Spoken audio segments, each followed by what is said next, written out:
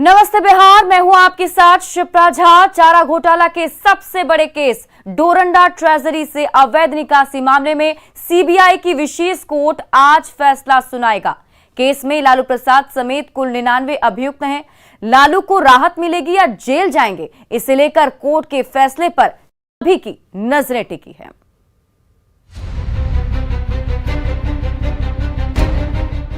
RJD अध्यक्ष लालू प्रसाद के लिए मंगलवार का दिन बेहद अहम होने वाला है, क्योंकि चारा घोटाला के डोरंडा ट्रेजरी मामले में सीबीआई की विशेष कोर्ट 15 फरवरी को फैसला सुनाएगी। 29 जनवरी को बचाव पक्ष की ओर से बहस पूरी कर लेने के बाद सीबीआई की विशेष कोर्ट ने अपना फैसला सुरक्षित रख लिया था। चारा घोटाले का डोरंडा केस 1990 से 1995 के बीच का है। डोरंडा ट्रेजरी से कुल 139.35 करोड़ रुपए की अवैध रूप से निकासी की गई थी। ये चारा घोटाले का सबसे बड़ा मामला है। ट्रायल चलने के दरमियान बहुत सारे गवाह प्रोसिक्यूशन के द्वारा लाए गए, डिफेंस के द्वारा भी बहुत सारे गवाह दिए गए। कुल प्रोसिक्यूशन के द्वारा जो गवाह दिए गए थे 575 गवाह दिए गए। डिफेंस की तरफ से भी इसमें गवाही हुई। माननीय न्यायालय के द्वारा दोनों पक्षों से सुनने के बाद 15 फरवरी को यह जजमेंट की तिथि मुकर्रर की गई है, जिसमें 15 फरवरी को आना है। चारा घोटाले के 5 में से 4 केस में लालू प्रसाद को सजा मिल चुकी है। देवघर, दुमका और चाईबासा के 2 मामलों में लालू प्रसाद को सजा हुई है। देवघर कोषागार केस में 3.5 साल की सजा हुई है, जबकि चाईबासा मामले में लालू प्रसाद को 5 साल की सजा मिली है। वहीं दुमका ट्रेजरी के मामले में लालू को सबसे ज्यादा 7 साल की सजा मिल चुकी है। लालू फिलहाल दुमका ट्रेजरी केस में हाईकोर्ट से जमानत मिलने पर जेल से बाहर है। ऐसे में मंगलवार को रांची की सीबीआई कोर्ट की विशेष अदालत के फैसले पर सभी की नजरें टिकी हुई हैं। न्यूज़ 18 के लिए रांची से संजय कुमार सिन्हा के साथ ब्यूरो रिपोर्ट।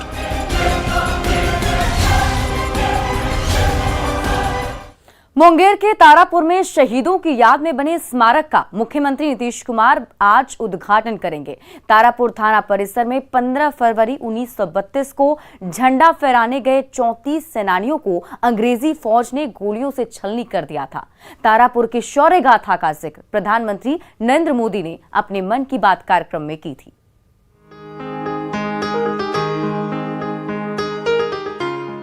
15 फरवरी का दिन मुंगेर के तारापुर के लिए ऐतिहासिक है। यह दिन यहाँ के शूरवीरों की शौर्य गाथा को याद करने का दिवस है और मंगलवार को इसी ऐतिहासिक दिवस को बेहद खास मनाने की तैयारी बिहार सरकार की ओर से की गई है। मुख्यमंत्री नीतीश कुमार तारापुर में शहीद स्मारक पार्क का उद्घाटन करने वाले हैं और 90 सालों बाद इस शहीद स्मारक स्थल को राष्ट्रीय स्थल का दर्जा हासिल हो जाएगा।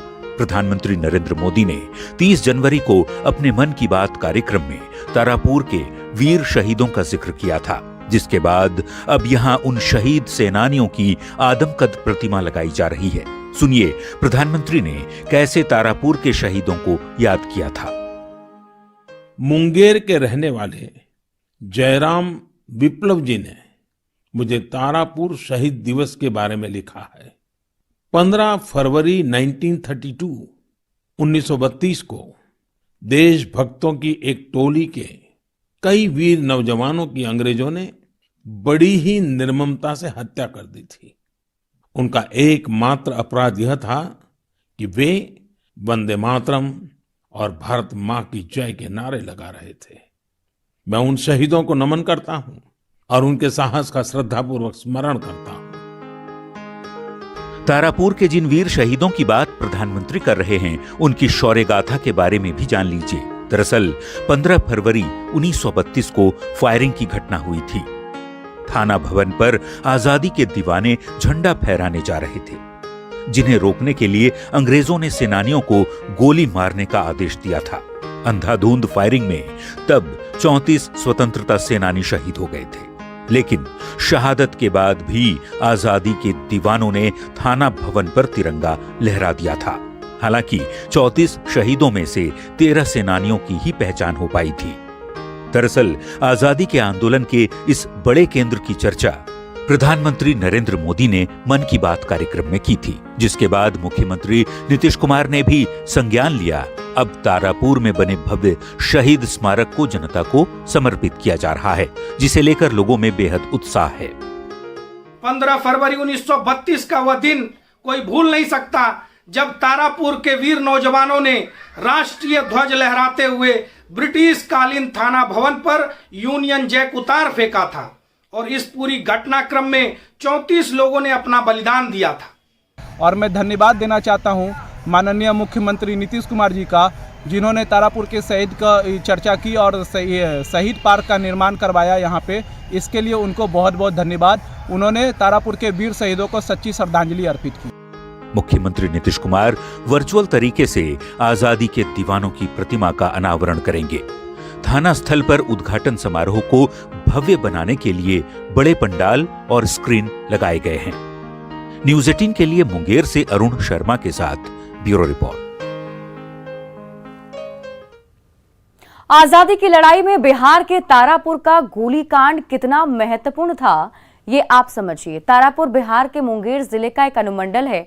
ये कस्तूरबा नुमा शहर 15 फरवरी 1932 को ब्रिटिश हुकूमत के भीषण नरसंहार के लिए प्रसिद्ध है।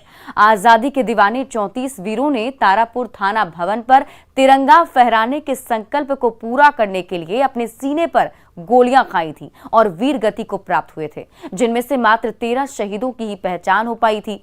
इस घटना की चर्चा पीएम मोदी ने अपने मन की बात कार्यक्रम में की थी।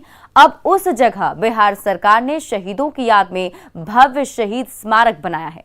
इन शहीदों की आदमकद प्रतिमाओं को स्थापित किया गया। सीएम नीतीश कुमार वर्चुअल माध्यम से प्रतिमा का अनावरण करेंगे। कार्यक्रम में पंचायती राज मंत्री सम्राट चौधरी के अलावा अशोक चौधरी और स्थानीय विधायक भी मौजूद रहेंगे। चौक है, वहाँ पे जो शहीद स्मारक बनाया गया है उसका लोकार्पण माननीय मुख्यमंत्री जी के द्वारा किया जाएगा। और ये काफ़ी पुराना तारापुर की जनता का डिमांड था कि जो ये घटना 1932 में घटी थी और उसमें 24 हमारे शहीद जो गण थे वो शहीद हुए थे। उनको याद प्रत्येक साल यहाँ लोग करते थे, लेकिन एक जिसको कहते हैं कि एक पेडेस्टल बना के और एक कुछ चीज़ों को रख के करते थे, लेकिन अब एक काफ़ी अच्छा भव्य उन सभी लोगों की प्रतिमा बन गई है और उस प्रतिमा के साथ साथ पार्क का भी निर्माण कराया गया है, ताकि जो शहीदों को जो यहाँ नमन करते हैं सभी हमारी आम जनता और गणमान्य व्यक्ति वो अच्छे से और नमन करें।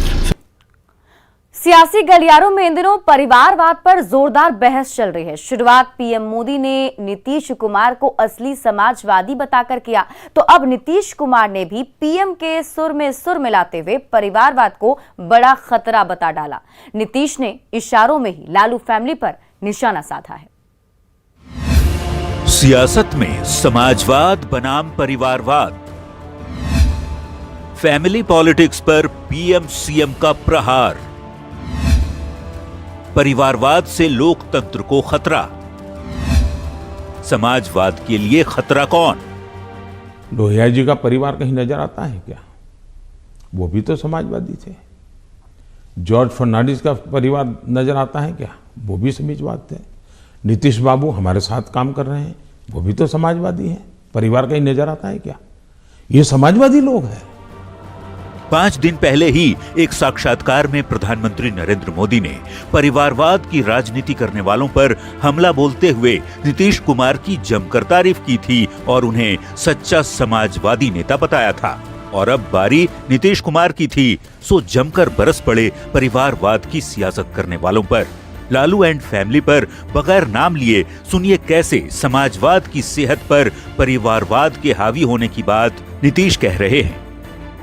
और हम तो सब दिन कहते हैं कि पूरा बिहार एक परिवार, और लोग अपने घर के परिवार को परिवार कहते हैं और उसी परिवारवाद पर रहते हैं, तो समाजवाद खत्म हो जाता है। मुख्यमंत्री नीतीश कुमार ने पूरे बिहार को ही परिवार बताया है और हमला एक परिवार की सोच रखने वालों पर किया।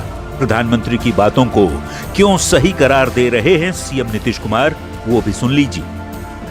आदरणीय प्रधानमंत्री जी को जो सब देखे अपना बोल दिए कि सारा सब कुछ जो पहले से होता रहा है और आजकल जो हुआ है, तो हम लोग तो जब से हैं अपने,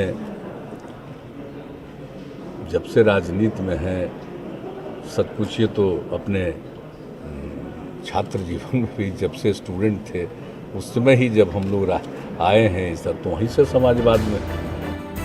वैसे परिवारवाद की ये लड़ाई शुरू हुई यूपी चुनाव को लेकर। प्रधानमंत्री ने सीधे तौर पर मुलायम सिंह यादव की पार्टी को परिवार की पार्टी बताते हुए इसे लोकतंत्र के लिए खतरे की बात कही थी। सपा जो है उत्तर प्रदेश का, 45 लोग ऐसे थे जो किसी न किसी पद पर थे। परिवार में 25 साल की उम्र के करीब करीब सभी व्यक्ति को चुनाव लड़ने का मौका दिया गया है। क्या ये परिवारवाद का लोकतंत्र के लिए खतरा है? इसलिए मैं दरअसल चाहे लालू हों, नीतीश हों या मुलायम, सभी की राजनीतिक पहचान समाजवादी आंदोलन से ही हुई, जो कांग्रेस परिवारवाद से उबर नहीं पाई। जो समाजवादी पार्टी परिवारवाद के लिए आज तक सुनती रही है, और लालू की लालटेन की लौ सिर्फ परिवार तक ही जो रोशन करती रही। इन पार्टियों पर सियासी हमले यूं ही नहीं हो रहे। बेशक चुनाव यूपी में हो रहे हैं, लेकिन सजायाफ्ता लालू की एंट्री बिहार में फिर से हुई है। ऐसे में नीतीश कुमार ने पहली बार खुलकर यदि परिवारवाद पर हमले की पीएम वाली लाइन का समर्थन किया तो इसे समझना मुश्किल नहीं। Bureau report, news 18। PM Modi के बयान का समर्थन करते हुए सीएम नीतीश ने परिवारवाद को समाजवाद के खात्मे की वजह बताया तो ये बात तेजस्वी यादव को चुभ गई। उन्होंने नीतीश मंत्रिमंडल के 8 नेताओं के नाम गिनाते हुए सीएम के बयान पर ही सवाल खड़े कर दिए। आप तेजस्वी का बयान सुनिए और सोचिए कि क्या बीजेपी जेडीयू के परिवारवाद और आरजेडी के गठन से ही उसके अध्यक्ष पद पर काबिज लालू प्रसाद के परिवारवाद में फर्क नहीं है? लगभग 8 मंत्री ऐसे हैं जिन पे परिवार का जो है आप आरोप लगा सकते हैं, लेकिन आप बताइए, नाम पर देते हैं। अशोक चौधरी जी के पिता क्या थे, वो भी पॉलिटिक्स में रहे। सुनील कुमार, जयंत राज, सम्राट चौधरी, लेसी सिंह जी के हस्बैंड जो है समता पार्टी से ही लगातार रहे। संतोष सुमन मांझी जी, नितिन नवीन, सुमित कुमार सिंह। अगर उनको ये गलत लगता है, खतरनाक लगता है, तो कम से कम उनको, इन मंत्रियों को बर्खास्त कर देना चाहिए। तो ये तो दोहरापन वाली बात हुई ना भाई, कि आप कहते हैं कुछ और कहते हैं कुछ। परिवार लोकतंत्र है ना भाई। हमको लालू जी प्रधानमंत्री बना देंगे या बिहार का मुख्यमंत्री बना देंगे तो हम बन जाएंगे क्या, जब तक हम सीटें नहीं जीतेंगे।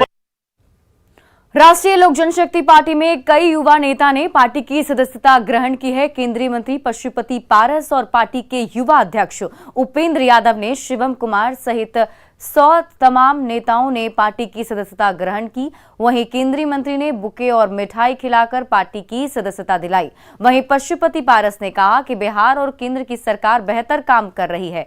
कई युवा नेता हम सबके साथ काम करने से काफी ज्यादा प्रभावित हुए हैं और इसलिए वो हमारी पार्टी में शामिल हो रहे हैं। डबल इंजन की सरकार बेहतर काम कर रही है।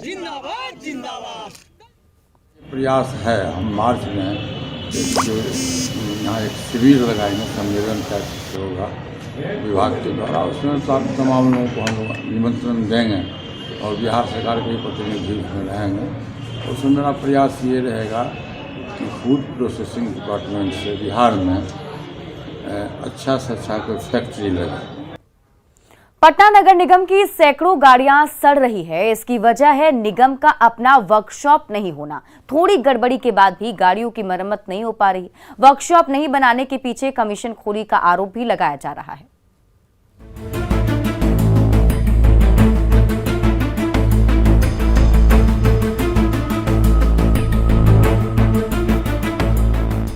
राजधानी के लोगों को सुविधा मुहैया कराने का दावा करने वाले पटना नगर निगम की गाड़ियां कबाड़ में तब्दील हो रही हैं। निगम के पास 1000 से ज्यादा गाड़ियां हैं, लेकिन वर्कशॉप नहीं है। मरम्मत नहीं होने से मामूली खराबी के बाद भी गाड़ियां बेकार पड़ी हैं और इनमें से कई के तो पार्ट्स भी गायब हैं। पटना नगर निगम के पास पैसे की कमी नहीं है, कमी है तो दृढ़ इच्छा शक्ति की, और स्ट्रांग विल पावर नहीं होने की वजह से ही कई गाड़ियां आज कबाड़े में तब्दील हो रही हैं। थोड़ी तस्वीर देख लीजिए। ये यहाँ पर जो गाड़ियां हैं, अब यहाँ पर पेड़ पौधे जो हैं उगाए हैं और इसमें कई गाड़ियां जो हैं उनके चक्के खोल लिए गए हैं और निश्चित तौर पर ये कई सवाल खड़े करते हैं। वर्कशॉप का नहीं होना वाकई में चौंकाता है। कैंपस में जो गाड़ियां खड़ी हैं उनमें से कई मामूली मरम्मत के बाद चलने लायक हो सकती हैं, लेकिन निगम प्रशासन लापरवाह बना है। 836 गाड़ियां अलग अलग वार्डों में सफाई के काम में लगी हैं। इसके अलावा कई और गाड़ियां हैं, लेकिन वर्कशॉप नहीं रहने से मेंटेनेंस नहीं हो पा रहा है। हजारों गाड़ियां पटना नगर निगम के पास है और देखिए इन गाड़ियों की हालत कैसी बन गई है। जो आगे टायर है उसको तक खोल लिया गया है और कोई एक गाड़ी की यह तस्वीर नहीं है। अगर सभी अंचलों में मिला दिया जाए तो सैकड़ों गाड़ियां जो हैं वो खराब पड़ी हुई हैं और इनकी तस्वीर ऐसी ही है। 1 2 3 4 5 6 7 8 आप गिनते गिनते थक जाएंगे, लेकिन जो गाड़ियां खस्ता हाल में पहुंच गई हैं उनमें कमी नहीं दिखेगी, उनकी संख्या में कमी नहीं दिखेगी। और वाकई में यह तस्वीर यहाँ की कार्यशैली पर एक बड़ा सवाल खड़ा करते हुए नजर आ रही है। हालांकि पूछे जाने पर तमाम तरह के दावे हैं, तमाम तरह की बातें करते हैं नगर निगम से जुड़े लोग, लेकिन जो परिस्थितियां बनी हैं वैसे में सवाल खड़ा होना लाजमी है कि आखिरकार पटना निगम में वर्कशॉप क्यों नहीं है। निगम के पार्षद और स्टैंडिंग कमेटी भी मानती है कि वर्कशॉप नहीं रहने की वजह से कई तरह की परेशानी हो रही है और वे इस मामले में कई तरह के सवाल उठा रहे हैं। तकरीबन 1000 से अधिक गाड़ियां हैं और रख रखाव के अभाव में निश्चित तौर से वो गाड़ियां जर्जर होती जा रही थी। अच्छी गाड़ियां और अच्छी गाड़ियां थी। हाँ, तो पिछले 4 साल पहले हम लोगों ने परचेज किया था कई गाड़ियां, तकरीबन 500-600 गाड़ियां हम लोगों ने परचेज किया था। तो उनकी भी स्थिति चूंकि मेंटेनेंस के अभाव में जो है उसकी कमी थी। 2017 के बाद से लेके आज तक अरबों रुपया का गाड़ी का खरीद हुआ होगा और अरबों रुपया में से हमको लगता है कि 50% गाड़ी तो अब कबाड़ा निश्चित हो गया होगा। अच्छी गाड़ियां 3 से 4 साल में कबाड़ा हो गया। वो गाड़ी का मेंटेनेंस का कोई व्यवस्था नहीं है। फिलहाल नगर निगम बाहर से मिस्त्री बुलाकर गाड़ियों की मरम्मत करा रहा है, लेकिन सवाल ये है कि जब ये गाड़ियां मामूली मरम्मत से भी सड़कों पर दौड़ सकती हैं, तो फिर इन्हें कबाड़ में तब्दील क्यों होने दिया जा रहा है। संजय कुमार, न्यूज़ 18, पटना। मुजफ्फरपुर में वैलेंटाइन डे का जमकर विरोध हुआ। कुछ संगठन के युवाओं ने मिठनपुरा बिग बाजार ग्रैंड मॉल स्थित एक रेस्टोरेंट में घुसकर जमकर तांडव मचाया। उपद्रवियों ने रेस्टोरेंट में बैठे कपल्स के साथ मारपीट की। दर्जनों की संख्या में आए युवाओं ने एक संगठन का नाम लेते हुए कई लड़कियों के बैग तक चेक किए। इन लोगों का इतना से भी मन नहीं भरा तो लड़कियों से राखी तक बंधवा दी। घटना की पूरी वारदात रेस्टोरेंट्स में लगे सीसीटीवी कैमरे में कैद हो गई। मामला बढ़ता देखकर रेस्टोरेंट मालिक ने पुलिस को सूचना दी। सूचना पर पहुंची पुलिस को देखते ही सभी उपद्रवी मॉल से फरार हो गए। अब सीसीटीवी के आधार पर पुलिस उपद्रवियों की तलाश में जुट गई है।